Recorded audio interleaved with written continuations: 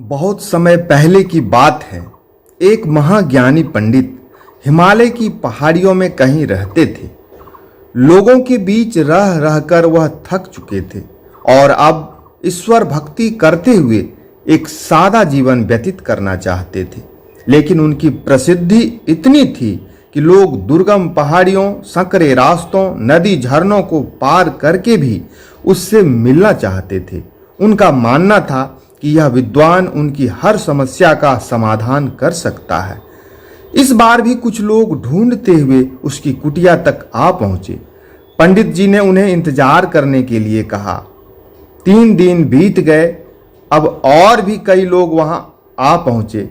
जब लोगों के लिए जगह कम पड़ने लगी तब पंडित जी बोले, आज मैं आप सभी के प्रश्नों का उत्तर दूंगा, पर आपको वचन देना होगा कि यहां से जाने के बाद आप किसी और से इस स्थान के बारे में नहीं बताएंगे, ताकि आज के बाद मैं एकांत में रहकर अपनी साधना कर सकूं।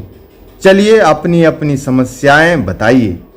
यह सुनते ही किसी ने अपनी परेशानी बतानी शुरू कर की, लेकिन वह अभी कुछ शब्द ही बोल पाया था कि बीच में किसी और ने अपनी बात कहनी शुरू कर दी। सभी जानते थे कि आज के बाद उन्हें कभी पंडित जी के बात करने का मौका नहीं मिलेगा, इसलिए वे सब जल्दी से जल्दी अपनी बात रखना चाहते थे। कुछ ही देर में वहां का दृश्य मछली बाजार जैसा हो गया और अंततः पंडित जी को चीख कर बोलना पड़ा कि कृपया शांत हो जाइए, अपनी अपनी समस्या एक पर्चे पे लिखकर मुझे दीजिए। सभी ने अपनी अपनी समस्याएं लिखकर आगे बढ़ा दी।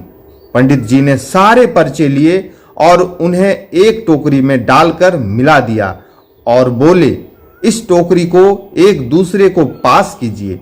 हर व्यक्ति एक पर्ची उठाएगा और उसे पढ़ेगा।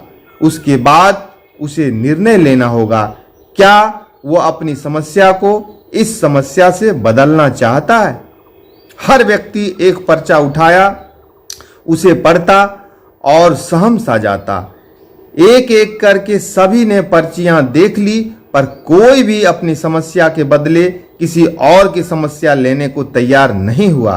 सबका यही सोचना था कि उनकी अपनी समस्या चाहे कितनी ही बड़ी क्यों ना हो, बाकी लोगों की समस्या जितनी गंभीर नहीं है।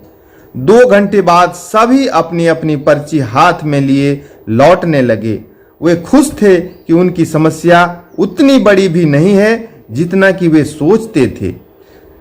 साथियों, ऐसा कौन होगा जिसकी जिंदगी में एक भी समस्या ना हो। हम सभी के जीवन में समस्याएं हैं।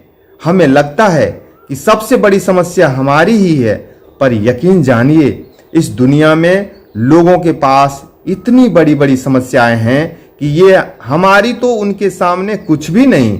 इसलिए ईश्वर ने जो भी दिया है उसके लिए उसके आभारी रहिए और एक खुशहाल जीवन जीने का प्रयास कीजिए। धन्यवाद।